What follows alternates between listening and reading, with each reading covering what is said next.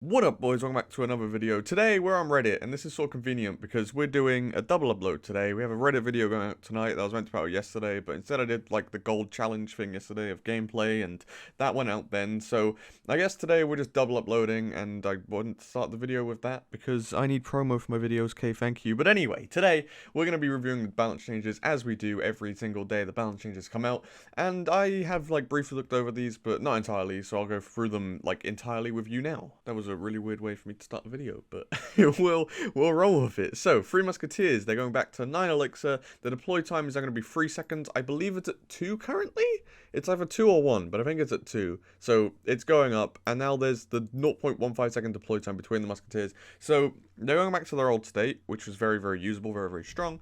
And then they're getting their deploy time increased, which is a bad thing for them. And then they're adding 0.15 deploy time between each Musketeer, which is also a bad thing to them. How bad it will actually be, no idea. I guess we'll find out, but we can read the little note underneath anyway. 3 Musketeers were increased to 10 Elixir in February. We're reverting their Elixir cost to 9, but increasing their deploy time. They'll still keep their damage increase from the 10 Elixir. Wait, what? They'll still keep the damage increase. Oh, that they did to the normal musket. Oh, interesting. I forgot about that. So, they're actually going to be stronger than the normal 3 Musketeers.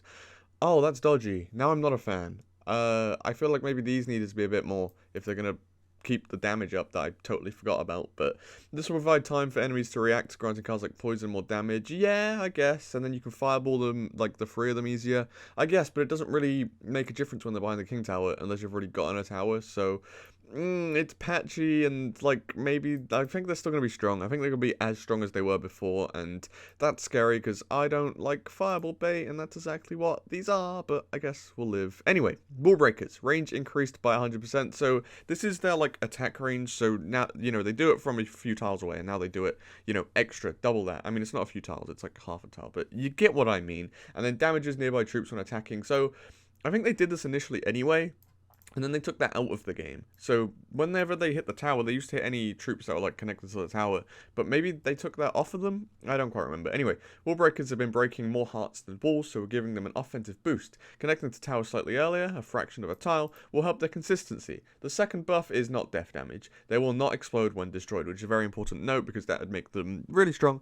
But their attacks will damage nearby enemies when caught in the blast when they successfully connect to a tower. So yeah, as I said, I don't know. I doubt it will change much. I think wall breakers are like incredibly underrated at the moment. I don't think they're one of the stronger cards in the game, but I don't also think they're like ultra trash. But I don't think people are gonna try to use wall breakers just because of this. I feel like they needed some form of stat increase to like persuade people to use them, but that's just my opinion. Goblin Barrel, the deploy time reduced is going down 0.1 seconds. So this is when you throw the barrel hits, and it takes 1.2 seconds for the gobs to actually come out of it.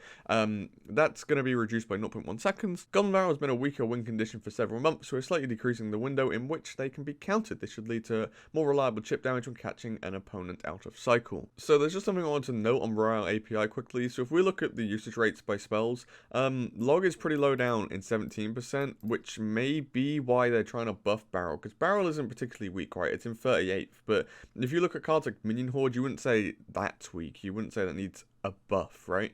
You look at cards like, I don't know, Lava Hound, Archers, and just Tombstone, Flying Machine, things underneath.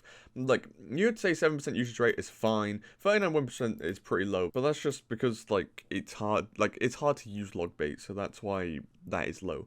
But you also look at Gob Gang, you look at Princess, and these cards, they don't really need a buff. I think the reason they've done it is because they don't like, this is 17, this is 43. I think they'd prefer these 4 cards to all be around 25%, which obviously they are at the moment. But the only problem with this is that you also buff Barbarian Barrel. However, this brings us on to the next change, right? Princess. Projectile speed increased by 33%. So again, you look over here, Princess, 8% and 40%. Those aren't bad stats, right? You're now increasing her projectile speed, which is a buff to her, and that's going to make her better, and I believe it's to nerf these 2 spells and to make log a little bit more viable, because if log bait's more viable, more people run log, because obviously bar barrel will kill the gob barrel, but it won't reach most princesses, right? Snowball will counter barrels if they're not tanked for, but it won't kill princesses again.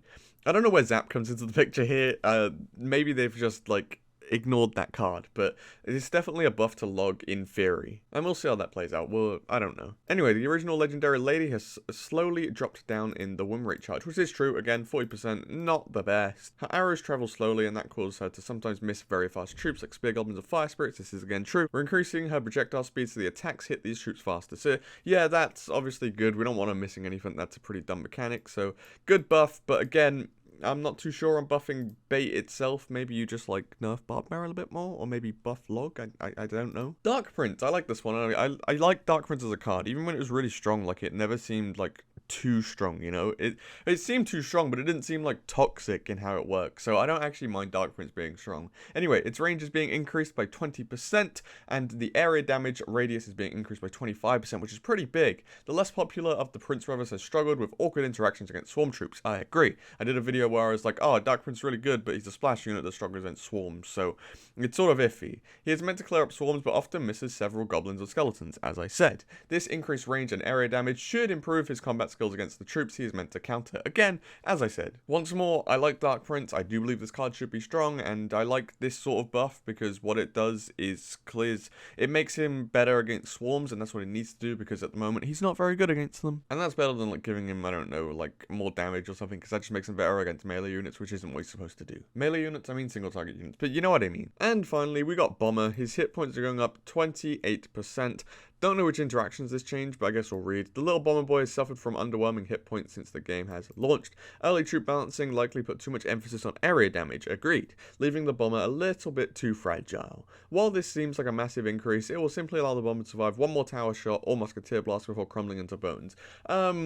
Okay, I'm not sure it's the buff that Bomber needed, because, again, it changes 2 interactions, and I don't think it'll actually help the Bomber. If we want to go onto here and scroll, like, all the way down, 0%, 23%, that's not looking very good, and all you've done is given him, what, 1 extra tower shot or musketeer blast? I mean, it's not going to change a lot, is it? So, on screen, you can see all of the changes, right? 1, 2, 3, 4, 5, 6 of them, right? 3 Musketeers changes a lot. Wall Breakers doesn't change anything. Goblin Barrel and Princess will count as 1. So, 1, 2 changes. And Dark Prince, maybe. So, we'll call that, like, 3 changes.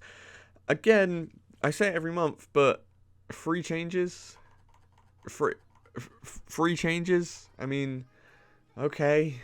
Again, as I always do, I'll leave you a little poll in the top right now where you can vote on what you think of these changes. Personally, I think 3 Musketeers I'm not a fan of in general as a card. Wall Breakers don't do anything. This increases bait, which is, I mean, that's my response, right? I'm okay with it, but it's not the most popular thing in the world. I like the Dark Prince one, and then Bomber doesn't do anything, so I'm just in the middle. I'm just sort of like, okay, and then, yeah, that's it for me. I'll leave a poll in the top right again. Yeah, have fun. I hope you enjoyed watching this video. Hope you enjoyed me reviewing all the balance changes and stuff. I don't know why people watch these, but they do, so there you go. But, yeah, again, I hope you enjoyed, and peace.